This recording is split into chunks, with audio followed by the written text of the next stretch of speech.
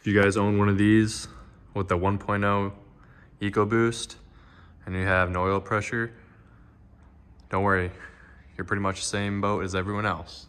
So I'm gonna show you guys how to fix it. No, if you have metal in the engine, this probably isn't gonna save it, but it will prolong its life. So if you're like me, there was a little bit of bearing material or just a little bit of metal shavings in the oil pan itself. I cleaned it out mostly as much as I could. It wasn't knocking, but it didn't sound good. So I'm just gonna show you guys basically how to fix this issue right here. Here's the oil pump assembly itself. Here's like the counterbalance shaft and all that. All of that, it lives right here in this area right here.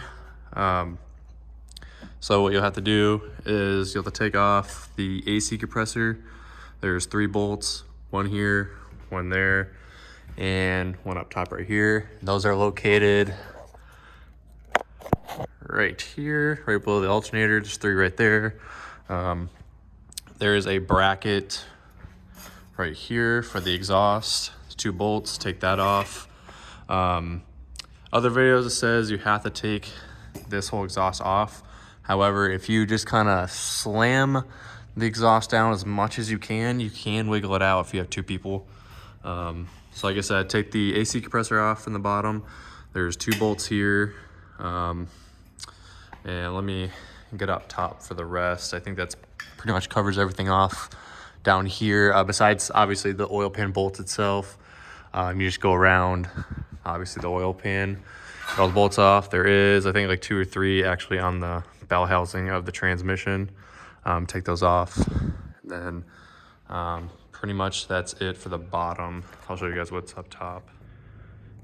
All right, now that we're up top, obviously I got this off already, but on the turbo downpipe itself, there's 4 bolts right here.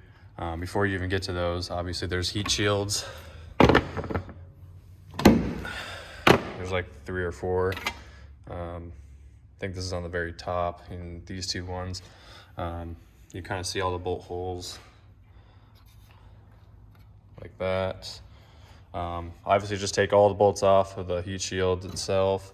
There is 2 O2 sensors you gotta take off. There's one kind of up here, and there's one, it's easier to do it from the bottom, but you can do it from up here too. I just took those off, let them dangle.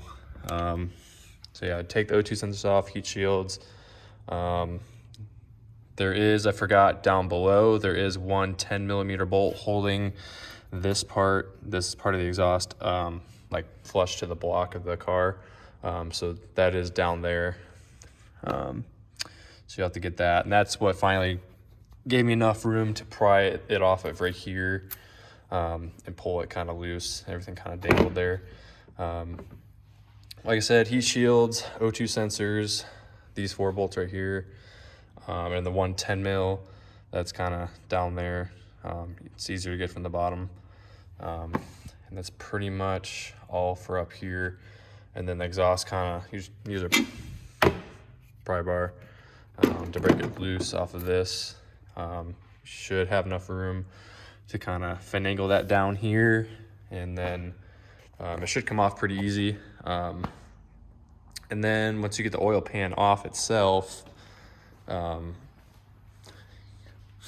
see, the only thing that really held this up were these studs right here, which you could have taken off easily, but we were lazy. We just kind of pulled the exhaust down till it came off, and then you'll be left seeing your oil pump and balance shaft, whatever you want to call it.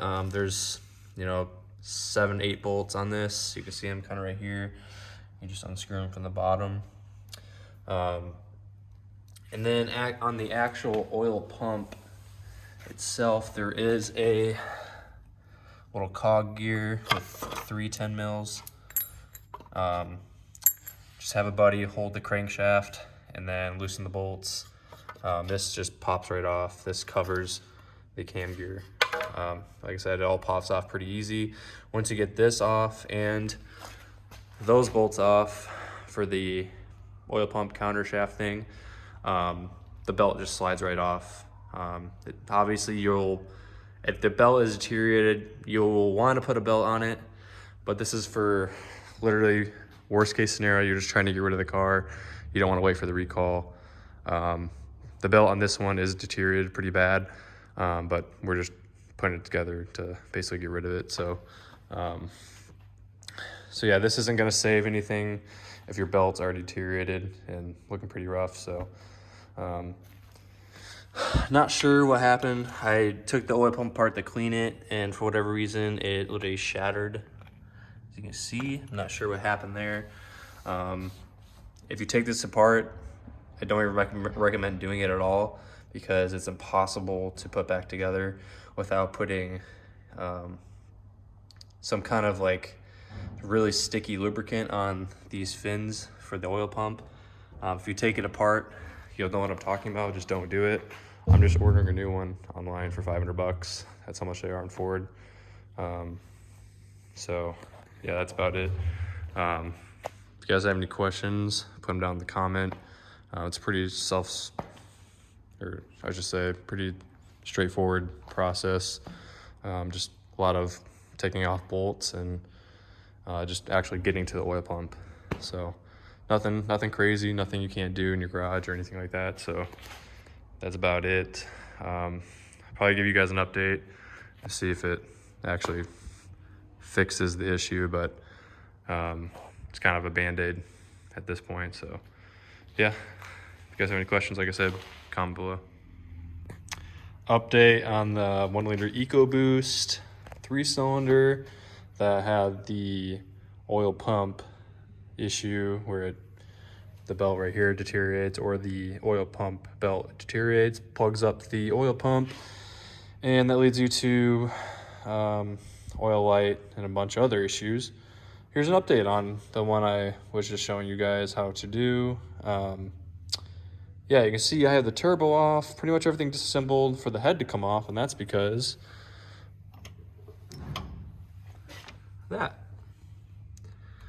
the camshaft decided to become in 2 pieces. What happened is we put the oil pump on, got it running, everything like that.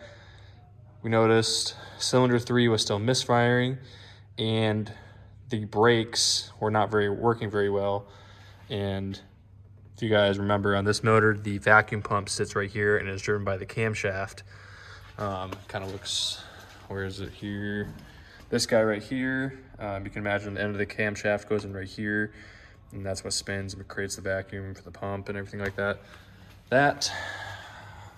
Between that, the brakes not working, and the cylinder 3 misfire, it made me think, maybe something the valve train, maybe I don't know, something isn't what it should be doing in here. And I kind of heard a little bit of tapping noise in this area, which you can kind of see. There's some debris for sure, definitely just some debris. And I didn't really know anything about this motor, so I thought maybe like a valve spring or something happened, valve spring popped off, or anything, rocker arm. I've never even looked inside of this motor, so I didn't really know what kind of engine it was. But turns out it's just got these tappets and the cam's right on them. So open it up. I didn't really see anything crazy at first, because if you can imagine, the cam caps sit on these journals right here. So everything looked normal. So I was like, well, we definitely saw metal in the top of the engine right here, but that wasn't really, a concern, because we already knew there was metal in the engine from the oil pump being starved of oil. So I didn't really think anything of it. I was just gonna clean it up and, go on my day. But I was like, hey, just turn it over, because we noticed we couldn't fit our compression tester in the cylinders because the depth of it was kind of weird. We couldn't get the thread. If you can kind of see it in there. But I could feel it. We'd have all the spark plugs out. We could feel compression coming out of all 3 cylinders, but it had this misfire. It wouldn't go away no matter what. I tried fuel injector cleaner. Maybe I thought because the oil pump issue. It, you know, caused it to go in like an oil protection mode and was, you know, clogging up the direct injected injectors. I don't know. I was just trying to do that. Tried to clean them out best I could. That didn't work. So that's when I was like, you know, just turn it over with the valve covers off and see, you know, if we see anything crazy. Turns out this portion of the cam was moving. This cam lobes were moving, but this was not moving. It was just stuck sitting here. And that would explain the vacuum pump issue and the brake issue and the cylinder 3 misfire. So, yeah, this one didn't go as planned. I thought I was gonna get it with that oil pump and go on my way, but we are full-blown tearing the head off. This head is, I mean, from what I understand and can see, I mean, it's pretty done for. I mean, the cam caps are completely, yeah, I just dropped some more metal. They're completely gone.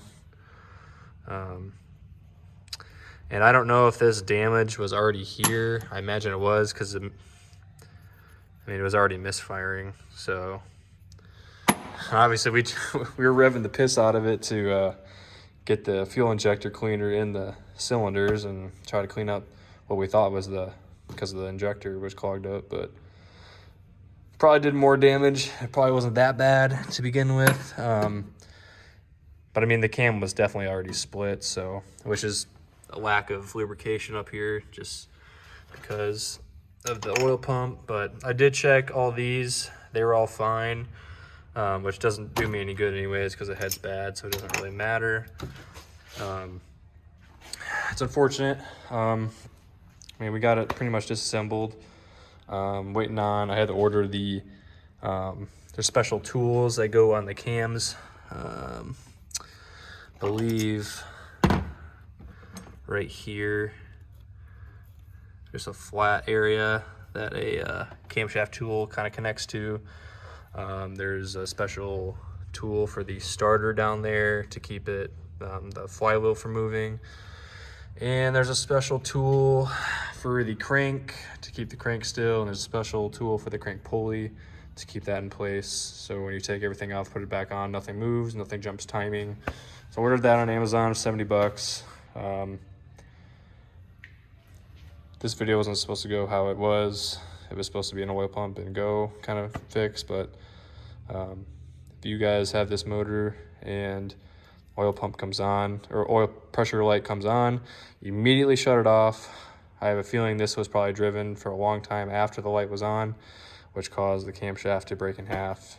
And then they finally stopped driving it because they couldn't even move the car because the vacuum pump and the brakes didn't work, and it barely moved at all. So yeah, that's pretty much it. It's unfortunate news, but it had to happen. Head has to come off, new head has to go on. Yeah, pretty unfortunate. So far it's been pretty easy going, but hopefully your guys' issue with this motor and the oil pump goes a lot better than mine did. So, because there's a lot of parts to take off and they're not fun. I recommend you doing it with someone else. They're with you. There's a lot of components that it's just easier with two people. Definitely the turbo, definitely everything over here in the intake manifold, definitely easier with two people for sure. So yeah, that's it, guys. Hope you guys had better luck than I did, but try the oil pump first. If it doesn't work, then I guess you gotta wait for the recall. So that's it.